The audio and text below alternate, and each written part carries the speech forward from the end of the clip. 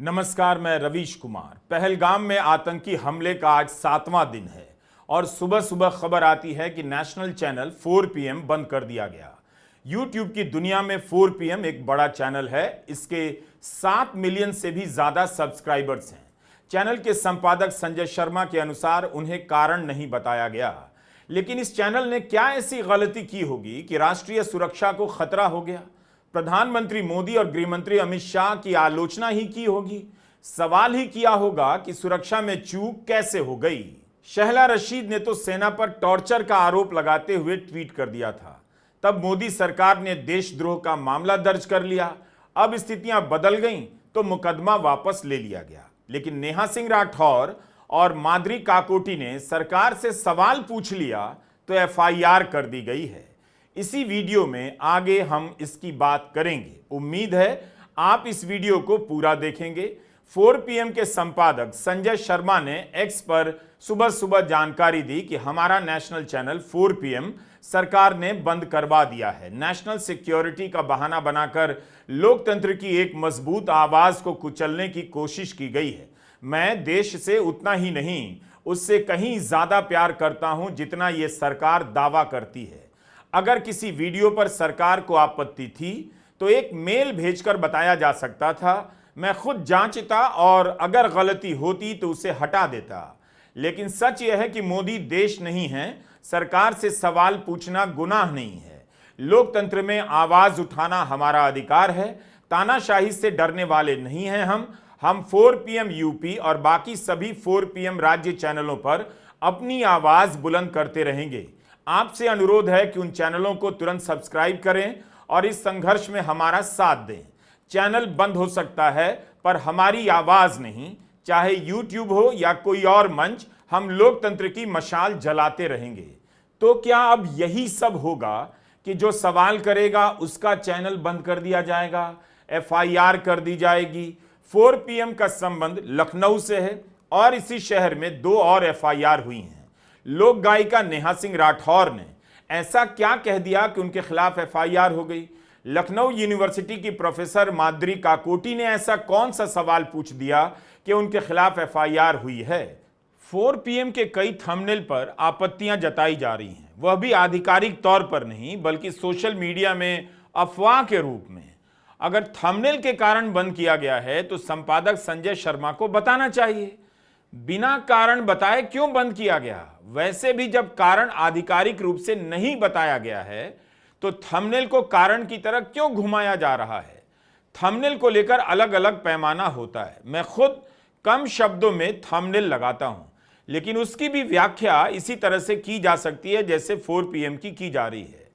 Thumbnail को लेकर YouTube की अपनी गाइडलाइन है कि मिसलीडिंग नहीं होनी चाहिए। अगर ऐसा है तो शिकायत यूट्यूब से की जानी चाहिए।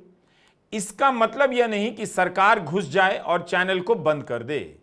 थंबनेल कारण है तो इस आधार पर सारे गोदी चैनल 1 घंटे के भीतर बंद हो जाने चाहिए। आपको याद दिलाना चाहता हूं कि रूस और यूक्रेन की जंग के दौरान गोदी चैनल सनक गए। आप जाकर देखिए किस तरह के थंबनेल लगाए जा रहे थे। कभी तीसरा विश्व युद्ध, कभी परमाणु बटन दबाने के थंबनेल लगते थे। इस तरह के कार्यक्रम बनते थे जैसे रिपोर्टर और संपादक पुतिन के कमरे में बैठा हो। यही नहीं, 2022 में जहांगीरपुरी में तनाव को लेकर अनाप शनाप खबरें चलने लगी। तब अप्रैल 2022 में सरकार को एक एडवाइजरी जारी करनी पड़ी। सरकार ने किसी गोदी चैनल को इसके लिए बंद नहीं किया। इस देश में कितने ही गोदी एंकर नफरत फैलाते हैं, झूठ बोलने के आरोप में दोषी तक पाए गए, जुर्माना लगा, वो आज तक एंकरिंग कर रहे हैं। यही नहीं, हेट स्पीच पर सुनवाई के दौरान सुप्रीम कोर्ट ने नफरती एंकरों पर कितनी सख्त टिप्पणी की। कोर्ट ने पूछा कि आपने कितनी बार ऐसे एंकरों को एंकरिंग से हटाया है जो किसी को बोलने नहीं देते, नफरती बातें बोलते रहते हैं। सोशल मीडिया में 4 PM के खिलाफ अफवाहें चलाने से नहीं होगा। अगर कोई आपत्ति है तो ऑन रिकॉर्ड लाना चाहिए। थंबनेल से आपत्ति जता सकते हैं, लेकिन थंबनेल चैनल बंद करने का कारण नहीं हो सकता। यह एक बहाना है। गोदी चैनलों पर एंकर नफरत फैला रहे हैं, उनके खिलाफ कोई कार्रवाई नहीं की जाती। हजारों उदाहरण हैं। पाकिस्तानी मेहमान आकर सेनाध्यक्ष का अपमान कर रहे हैं, भारत के सेनाध्यक्ष का। बीजेपी के प्रवक्ता भी उसी फ्रेम में बैठे हुए हैं। क्या वो पत्रकारिता है? उससे सरकार को आपत्ति नहीं। रवीश कुमार ऑफिशियल पर ही जाकर देखिए, वीडियो के कमेंट में कितनी भयानक गालियां दी जाती हैं, धमकियां दी जाती हैं। पढ़कर किसी के भी मानसिक स्वास्थ्य पर असर पड़ सकता है। इन गाली देने वालों को तो किसी ने नहीं कहा कि मां बहन की गाली देने वाले एक लोकतांत्रिक समाज की सुरक्षा के लिए खतरा है। क्या देश यह चाहता है कि केवल गाली देने वाले, झूठ बोलने वाले ही रहें? इन्हें चुनौती देने वालों का मुंह बंद कर दिया जाए, रोजगार इनसे छीन लिया जाए। अगर इस तरह से YouTube चैनल बंद किए जाएंगे तब तो फिर आम आदमी डरपोक हो जाएगा। कितनी मुश्किल से इस देश की जनता 200 साल की गुलामी से निकली है, कितने लोगों ने उसे निकालने के लिए कुर्बानी दी। क्या बोलने की उस आजादी पर इस तरह से हमला किया जाएगा? YouTube चैनलों को बंद करने का सपना पुराना है। अजीत अंजुम, अभिसार शर्मा या न्यूज लॉन्ड्री या वायर सब हाड़ तोड़ मेहनत करते हैं, सरकार से सवाल करते हैं। अजीत अंजुम की ग्राउंड रिपोर्ट देखिए। हमने न सिर्फ गोदी मीडिया के वर्चस्व को चुनौती दी, उसके झूठ को चुनौती दी, बल्कि छोटे से दायरे में कुछ लोगों को अच्छी सैलरी की नौकरी भी दी है। वो सरकार अगर राष्ट्रीय सुरक्षा के नाम पर इन चैनलों को बंद करा रही है, बंद कर देने का तलवार लटकाए रखना चाहती है, उस सरकार की आत्मा लगता है बदल गई है। उस सरकार के मुखिया भले कहते हो कि आलोचना लोकतंत्र की आत्मा है, लेकिन इस आत्मा को जिंदा कौन रखे हुए है? गोदी मीडिया नहीं, हमारे जैसे चैनल और पत्रकार। इतने बड़े देश में गिनती के 25-50 ही ऐसे पत्रकार रह गए हैं। हाउसिंग सोसाइटी के अंकिलों के पास अब कोई जवाब बचा नहीं है। भीड़ के दम पर सवालों को दबा रहे हैं। हर दिन समर्थक झूठ के आगे हार रहे हैं। बौखला गए हैं कि इन चंद लोगों की वजह से हमारा झूठ अब सोसाइटी में भी चल नहीं पा रहा। जनता को सच दिखने लगा है। घंटों मेहनत से तैयार किए गए हमारे वीडियो से सरकार और उसके समर्थकों में हताशा पैदा होने लगी है। उनका आत्मविश्वास कमजोर पड़ रहा है। अब उनके पास एक ही रास्ता है कि इन चैनलों को किसी भी तरह से बंद करवा दिया जाए। इस तरह से आर्थिक प्रतिबंधों के घेरे में हम सब जी रहे हैं। किस बात के लिए? कि हम सही सवाल कर देते हैं। जनता ने गोदी चैनलों को नकार दिया है। जनता देखना नहीं चाहती है। उनके झूठ को नकार दिया पब्लिक ने, तो सरकार को दिक्कत हो रही होगी। राष्ट्रीय सुरक्षा के नाम पर हम चैनलों को बंद करने का अवसर खोजती होगी। हर दिन हम यूट्यूबर पर तलवार लटकी रहती है। हमें भी फोन आ रहे हैं, क्या आपका भी बंद हो गया? और फोन करने वाले शुभचिंतक इस बात के साथ फोन रख देते हैं, आपका तो सरकार जरूर बंद करेगी। सभी को पता है इस देश में गिनती के पत्रकार रह गए हैं जो पत्रकारिता करते हैं। बाकी जिन्हें झूठ फैलाना है, अफवाह फैलानी है, नफरत के बीज बोने हैं, उन्हें पूरी छूट है। तो दिक्कत उन चैनलों से है जहां सरकार से लगातार सवाल किया जाता है। क्या यह शर्मनाक स्थिति नहीं है कि हम कहीं से भी जीने के लिए कमा ना सके, इसका इंतजाम किया जा रहा है? पेट पर लात मारी जा रही है। क्या किसी को भी इस बात से इस देश में फर्क नहीं पड़ता? हर दिन का हमारा सवाल है कि आज कहीं बंद तो नहीं हो जाएगा। इस देश में करोड़ों रुपए लूट कर लोग भाग जाते हैं। रोज लूटने वाले आराम से नेतागिरी कर रहे हैं। ब्लैक मनी से कश्मीर में पार्टी मना रहे हैं। लेकिन हमें इस आशंका में जीना पड़ता है कि चैनल कहीं बंद ना हो जाए। आपकी जिम्मेदारी और बढ़ जाती है। आप खोज खोज कर नए चैनल तक पहुंचने की कोशिश कीजिएगा। अगर सरकार को सवाल से इतनी दिक्कत है तो सरकार तुरंत एक काम करे, संसद का विशेष सत्र बुलाए और एक कानून बना दे कि सरकार से सवाल करना राष्ट्रीय सुरक्षा का सबसे बड़ा खतरा माना जाएगा। स्कूल के प्रश्न पत्रों से लेकर संसद में पूछे जाने वाले प्रश्नों के अंत में लगने वाले प्रश्नवाचक चिन्ह इंग्लिश में क्वेश्चन मार्क को भी भारत में इस्तेमाल करने पर पाबंदी लगा दी जाए। भारत में सरकार के लिए क्वेश्चन मार्क का इस्तेमाल करना गुनाह माना जाएगा। और यह बात अब कोई याद नहीं दिलाएगा कि आलोचना लोकतंत्र की आत्मा है। ऐसी बात कहने वाले प्रधानमंत्री की आलोचना करने पर आपकी रोजी रोटी छीनी जा सकती है, आपकी आत्मा परमात्मा के पास भेजी जा सकती है। भूखे मर जाएंगे, कोई नौकरी नहीं देगा, अपना रोजगार करेंगे तो सवाल पूछने के नाम पर आपका रोजगार बंद कर दिया जाएगा। 4 PM के संपादक संजय शर्मा ने कहा, उन्हें कारण नहीं बताया गया कि ऐसी क्या गलती की जिससे राष्ट्रीय सुरक्षा को खतरा पहुंचा। अगर बताया जाता तो सुधार कर देते। जिस वीडियो से दिक्कत थी आप उस वीडियो को हटाते, एक वीडियो को, पूरे चैनल को क्यों बंद किया? इसका मतलब है सरकार का इरादा कुछ और है। अगर आप मोदी सरकार का इतिहास देखेंगे तो उसे लगता है कि कारण बताने की क्या जरूरत है। जब आतंकी हमले पर जवाब नहीं दे रहे तो एक चैनल को क्यों बंद किया, इसका कारण बताएंगे। राष्ट्रीय सुरक्षा का नाम लेकर गृह मंत्रालय ने इसी तरह केरला के एक चैनल मीडिया वन को साल भर से ज्यादा समय तक के लिए बंद कर दिया। कारण भी नहीं बताया, बस बंद कर दिया। मीडिया वन को पता ही नहीं चला कि उसके खिलाफ आरोप क्या है, उसका अपराध क्या है। हाईकोर्ट में सरकार ने बंद लिफाफे में जवाब दिया और कोर्ट ने मान लिया, लेकिन चैनल को कुछ पता नहीं चला आरोप क्या है। जनवरी 2022 में चैनल पर बैन लगा था। 1.5 साल तक केस मुकदमा और सुनवाई का दौर चला। सुप्रीम कोर्ट पहुंचा, तब जाकर टीवी पर प्रसारण का अधिकार मिला। मगर जब फैसला आया तब सुप्रीम कोर्ट में सूचना प्रसारण मंत्रालय की तमाम दलीलें ध्वस्त हो गई थीं।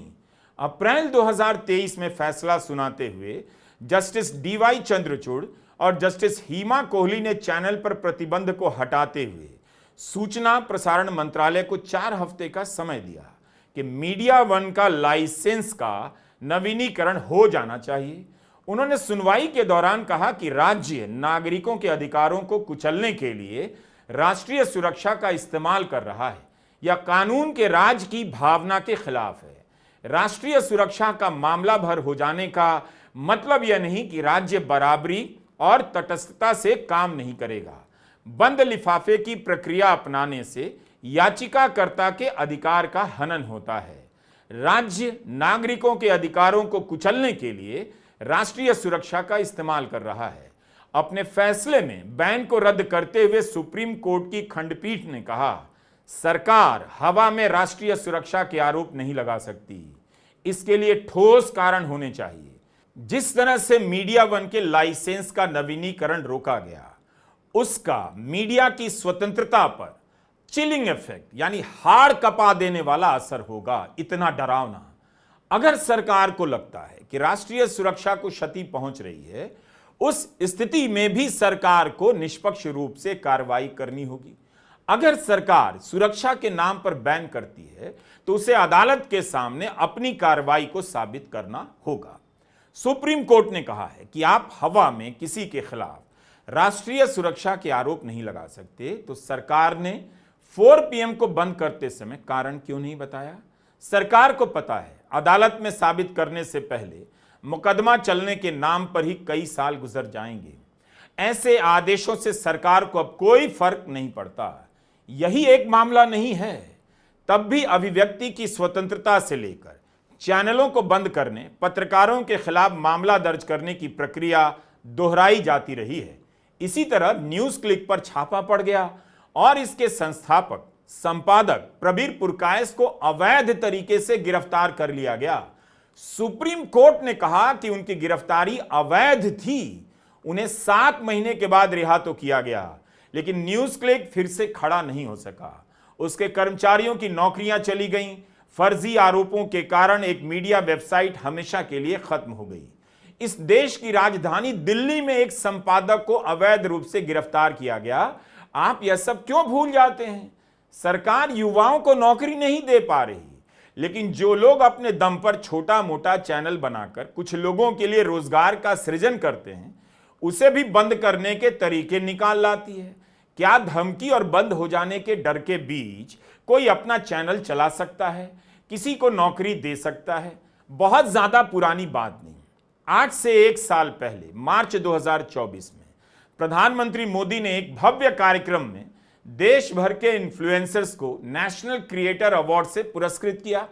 खुद प्रधानमंत्री मोदी अपने YouTube चैनल का प्रचार प्रसार कर चुके हैं। लोगों से बेल आइकॉन क्लिक करने और सब्सक्राइब करने को कह चुके हैं। अपने को यूट्यूबर भी कहा। क्या उनकी सरकार एक ऐसा यूट्यूब स्पेस बनाना चाहती है जहां किसी भी क्रिएटर के लिए अपने चैनल की सुरक्षा की कोई गारंटी ना हो, जहां कभी भी कोई भी उसके वर्षों की मेहनत पर एक झटके में पानी फेर दे, बेरोजगार कर दे, चैनल बंद कर दे? क्या मोदी सरकार यूट्यूब को ऐसे स्पेस में बदलना चाहती है जहां कोई उनसे सवाल ना करे? यूट्यूब भी गोदी मीडिया हो जाए, जब बिना कारण बताए इतनी आसानी से अगर किसी का चैनल बंद किया जा सकता है, फिर ब्रॉडकास्ट बिल और अन्य नियमों की क्या जरूरत है? क्या सरकार को पता नहीं कि अभिव्यक्ति की स्वतंत्रता के मामले में सुप्रीम कोर्ट ने पुलिस को क्या फटकार लगाई है? ज्यादा पुरानी खबर नहीं, इसी 3 मार्च की है। कांग्रेस सांसद इमरान प्रताप गढ़ी ने एक कविता ही सोशल मीडिया पर पोस्ट की थी और उनके खिलाफ एफआईआर हो गई। यह बार एंड बेंच की हेडलाइन है। पुलिस को संविधान के 75 साल बाद भी अभिव्यक्ति की स्वतंत्रता को समझना चाहिए। कोर्ट ने कुछ इस तरह से कहा था, संविधान को लागू हुए 75 साल हो गए, अब तो पुलिस को समझ में आ जाना चाहिए। तब वकील कपिल सिब्बल ने भी एक टिप्पणी की थी, ये बात कोर्ट को भी समझनी होगी। कितनी महत्वपूर्ण बात है। सुप्रीम कोर्ट के जस्टिस एएसओ का और जस्टिस उज्जवल भोयान की खंडपीठ की इस टिप्पणी से फिर क्या ही बदला? पुलिस अगर बोलने पर, लिखने पर एफआईआर करने लग जाए तो फिर इमरान प्रतापगढ़ी मामले में सुप्रीम कोर्ट का फैसला अभिव्यक्ति की स्वतंत्रता को किस तरह सहारा देता है? इस फैसले के बाद भी लोकतंत्र में कमजोर लोगों की आवाज उठाने वाले, सरकार से सवाल पूछने वाले बेसहारा हो गए हैं। इस केस में गुजरात सरकार की तरफ से सॉलिसिटर जनरल तुषार मेहता ने तर्क दिया, सोशल मीडिया एक खतरनाक उपकरण है और लोगों को जिम्मेदारी से काम करना चाहिए। तो सुप्रीम कोर्ट के जस्टिस ओका ने कहा, यह समस्या है, अब किसी के मन में रचनात्मकता के लिए कोई सम्मान नहीं है। अगर आप इसे सीधे तौर पर पढ़ें तो इसमें यही कहा गया है, अगर आप अन्याय सहते हैं तो भी उसे प्यार से सहें। अगर न्याय की लड़ाई का सामना अन्याय से होता है तब भी हम उसका सामना प्यार से करेंगे। आपने सुना कविता की इस पंक्ति को, आप भी बताइए, क्या ऐसी पंक्तियों के बोलने से, पोस्ट करने से एफआईआर होनी चाहिए थी? हाईकोर्ट से लेकर सुप्रीम कोर्ट तक का कितना वक्त बर्बाद किया गया। लोक गायिका नेहा सिंह राठौर कविता लिखती हैं, गाने लिखती हैं, गाना गाती हैं, भोजपुरी में बहुत लोकप्रिय हैं, उनका गाना चारों तरफ सुना जाता है। पाकिस्तान में उनका गाना वायरल हो गया, तो क्या ये उनसे अपराध हो गया? गोदी चैनलों पर पाकिस्तान से वक्ता बुलाए जा रहे हैं, अनाप शनाप बोल रहे हैं, भारत के बारे में भी और भारत के प्रधानमंत्री के बारे में भी, लेकिन उन्हें तो किसी ने नहीं रोका, उन चैनलों को किसी ने बंद नहीं किया। पाकिस्तानी आकर भारत के चैनलों पर कुछ भी बोल सकते हैं, लेकिन नेहा सिंह राठौर बोलेंगी, गाएंगी तो एफआईआर होगी। आपको एक खबर की याद दिलाना चाहता हूं। यह खबर भी उसी समय की है जब सुप्रीम कोर्ट ने इमरान प्रतापगढ़ी के केस में टिप्पणी की थी। शहला राशिद शोरा के खिलाफ पुलिस ने देशद्रोह का मामला दर्ज किया। शहला जेएनयू छात्र संघ की उपाध्यक्ष रह चुकी हैं। पुलिस ने उनके खिलाफ 2 समुदायों के बीच शत्रुता फैलाने, देशद्रोह, सेना के खिलाफ प्रतिकूल टिप्पणी करने के आरोपों में कई धाराएं दर्ज कर दी। 2019 में यह सब केस दर्ज हुआ। इसी 2 मार्च 2025 को पुलिस ने केस वापस ले लिया।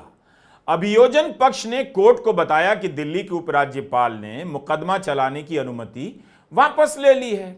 उस समय शहला रशीद ने अमेरिकी सेनेटर बर्नी सैंडर्स, ब्रिटेन के तत्कालीन नेता प्रतिपक्ष जेरेमी कॉर्बिन से लेकर न्यूजीलैंड की तत्कालीन प्रधानमंत्री जसिंडा आर्डेन, कनाडा के तत्कालीन प्रधानमंत्री जस्टिन ट्रूडो को अपना ट्वीट टैग कर दिया था कि कश्मीरी जनता के साथ क्या हो रहा है बताने के लिए। क्या अब इन तस्वीरों को देखकर आप यकीन कर पाएंगे कि कभी इन्हीं नेताओं की सरकार की पुलिस ने शहला रशीद पर देशद्रोह का मुकदमा किया था और अब उसे वापस ले लिया गया है। जब शहला जेएनयू छात्र संघ की उपाध्यक्ष थीं, तब उन्हें लगातार घेरा जाता था।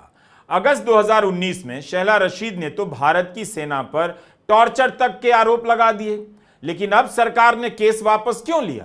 तस्वीरें ही जवाब दे सकती हैं कि शहला रशीद के खिलाफ केस क्यों वापस हुआ, 5 साल पुलिस से लेकर कोर्ट का समय क्यों खराब किया गया।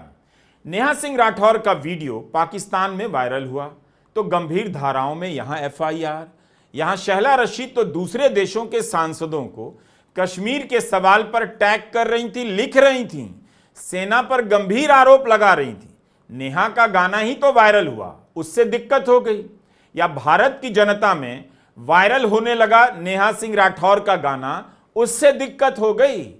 पूरी भाजपा के नेताओं के जितने बच्चे फौज में होंगे उससे ज्यादा तो मेरे अपने रिश्तेदार और परिवार के लोग सेना में जान दांव पर लगा चुके हैं। अरे आज मैं कहूंगी कि देश का मेन स्ट्रीम मीडिया देश का गद्दार है, क्योंकि उसने कभी सरकार से सवाल नहीं पूछा और सरकार को मनमानी करने दी। वो पूछें या ना पूछें, मैं बार बार पूछूंगी कि पहलगाम में 2000 सैलानियों के लिए सुरक्षा की व्यवस्था क्यों नहीं थी? कौन जिम्मेदार है इसका? आतंकी हमले के बाद बिहार में रैली करना इतना जरूरी था? भाजपा का आईटी सेल देश का गद्दार है, क्योंकि उसने देश को हिंदू मुसलमान में बांटने की कोशिश की। है कोई जवाब? देशद्रोही कहेंगे ये मुझे। नए नए अपराध खोजे जा रहे हैं एफआईआर करने के लिए।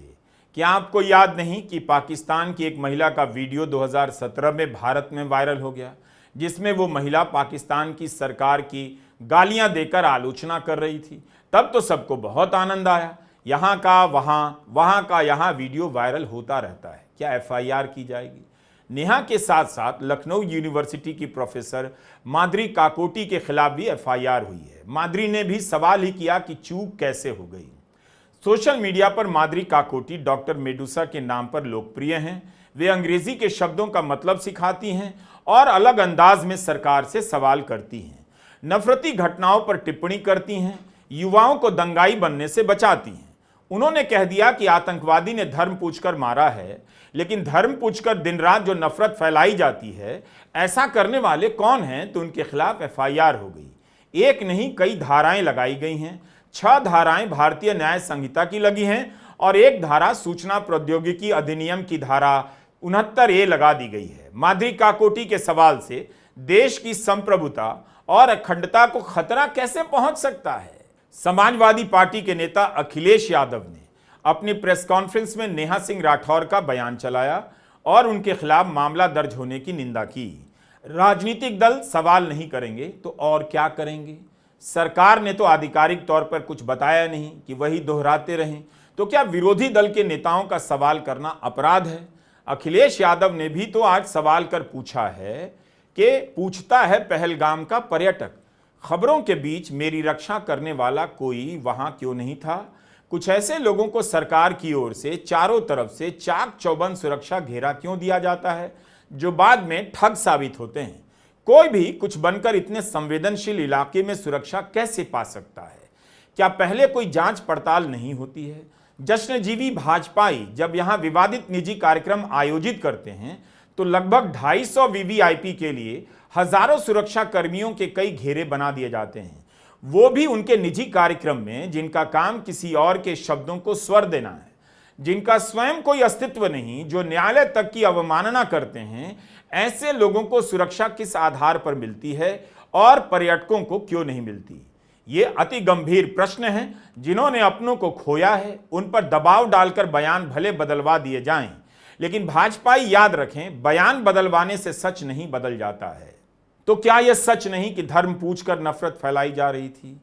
इस वक्त जब एकजुटता ही एकमात्र नारा है, तो कौन लोग हैं और किस पार्टी के हैं जो गरीब ठेले वालों का ठेला पलट देते हैं, मजहब पूछ रहे हैं? मुंबई में बीजेपी के 9 कार्यकर्ताओं के खिलाफ एफआईआर हुई है। इन पर आरोप है कि दादर में मुस्लिम हॉकर शाहिद अली के साथ गाली गलौज की गई, मारपीट की गई। क्या आप जानते हैं कि पुलिस से शिकायत किसने की? सौरभ मिश्रा ने। रिपोर्ट के अनुसार सौरभ ने अपनी शिकायत में लिखाया है कि शाहिद अली उसके साथ काम करता है। तेंदुलकर और 8 साथी आए और शाहिद से धर्म पूछकर मारने लगे। इस वक्त सौरभ मिश्रा जैसे लोग हैं जो धर्म पूछकर एकता को चोट पहुंचाने वाले नफरती लोगों के खिलाफ बोल रहे हैं, पुलिस में जाकर शिकायत करने का रिस्क ले रहे हैं कि शाहिद अली को धर्म पूछकर मारा गया। जो काम सौरभ मिश्रा जैसे शानदार और जिम्मेदार नागरिकों ने किया है, वही काम माधुरी काकोटी और लोक गायिका नेहा सिंह राठौर जैसी शानदार नागरिक ने किया है। बिना झूठ को किनारे लगाए आप देश की सेवा नहीं कर सकते, इसलिए सवाल पूछा जा रहा है और यह भी दोहराया जा रहा है कि हम सरकार के साथ हैं, सरकार जो भी कार्रवाई करेगी उसके साथ हैं। फिर सवाल का जवाब क्यों नहीं दिया जा रहा? और सवाल सिर्फ माद्री और नेहा नहीं पूछ रही हैं, पहलगाम में मारे गए शैलेश कलथिया की पत्नी शीतलबेन भी पूछ रही हैं, करनाल के लेफ्टिनेंट विनय नरवाल की बहन सृष्टि भी पूछ रही हैं, क्या शीतलबेन और सृष्टि के खिलाफ भी एफआईआर होगी? આજ પછી કોઈ દિવસ કોઈ વોટ જ નહીં કરતા। જો આપણી ગવર્નમેન્ટને પોતાની સુવિધા રાખવી છે, તમારા પાછળ કેટલા વીઆઈપી હોય છે, કેટલી ગાડીઓ હોય છે, તમારો જીવ જીવ છે, આ ટેક્સ પે કરે છે એનો જીવ જીવ નથી। कोई नहीं आया वहाँ पे 1.5 घंटा, वो जिंदा था तब तक कोई नहीं आया वहाँ पे। अगर मैं भूखी आदमी होती तो मेरे को बच सकता था, कोई नहीं आया वहाँ पे, कोई नहीं आया। उम्मीद थी और अब भी है कि सरकार उन परिवार के लोगों को जवाब देगी, बताएगी कि सुरक्षा में चूक क्यों हुई, क्यों पता नहीं चला कि हजारों लोग पहलगाम आ गए, हजारों लोग बैसारण जा रहे हैं, हजारों पर्यटक पहले से प्लान बनाकर आ रहे हैं, फिर कैसे कह दिया गया कि अचानक आ गए। होटल वालों ने नहीं बताया, टूर ऑपरेटर्स ने नहीं बताया। अब तो इसका भी खंडन आ गया है कि सबको पता है कि बैसारण खुला है, लोगों ने हफ्तों पहले प्लान बनाया और बैसारण हमेशा ही खुला रहता है। अचानक खुलने की बात गलत निकली, तो इस पर जवाब आना चाहिए था या नहीं? अगर कोई यह सवाल पूछ देगा तो क्या एफआईआर होगी? इंडियन एक्सप्रेस की खबर है, पूर्वोत्तर में पहलगाम हमले के बाद सोशल मीडिया पर लिखने के आरोप में 22 लोग गिरफ्तार किए गए हैं। इनमें से 17 लोग केवल असम में गिरफ्तार हुए हैं। एआईडीयूएफ के विधायक अमीनुल इस्लाम को भी गिरफ्तार किया गया है। कई जगह इस बारे में रिपोर्ट प्रकाशित हुई है, मगर मीडिया की रिपोर्ट से साफ नहीं होता कि 22 लोगों ने भारत के विरोध में या पाकिस्तान के समर्थन में क्या लिखा। बस यही लिखा मिल रहा है कि भारत विरोधी पोस्ट के कारण गिरफ्तार किए गए हैं।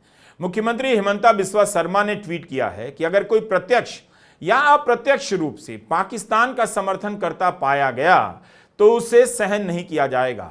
अप्रत्यक्ष रूप से पाकिस्तान के समर्थन की परिभाषा आखिर क्या होगी और किसकी होगी? किस आधार पर यह तय किया जाएगा? किस कानून के तहत ऐसी कार्रवाई की जा रही है?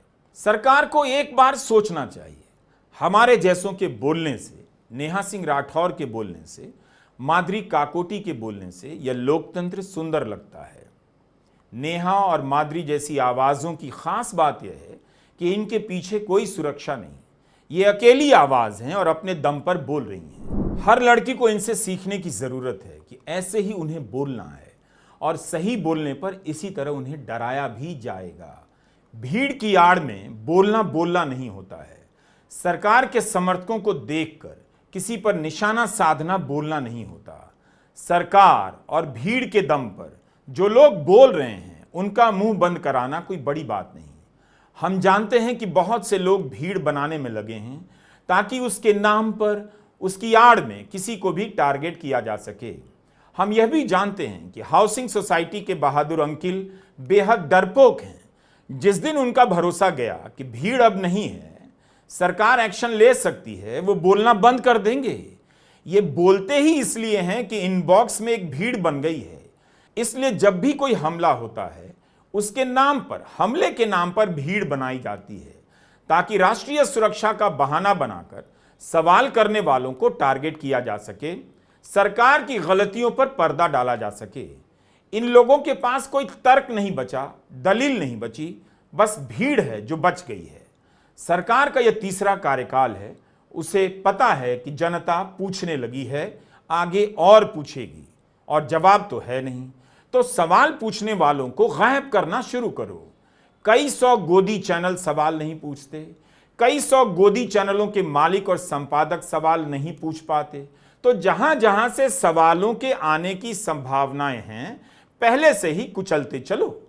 4 PM चैनल को बंद कर आप डरा रहे हैं, संदेश देने की कोशिश कर रहे हैं कि अगर 7.25 मिलियन सब्सक्राइबर वाले चैनल को बंद किया जा सकता है तो किसी को भी बंद कर देंगे।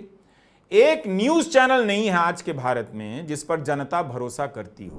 बीजेपी के वोटर भी समझते हैं कि गोदी मीडिया पत्रकारिता के लिए नहीं है।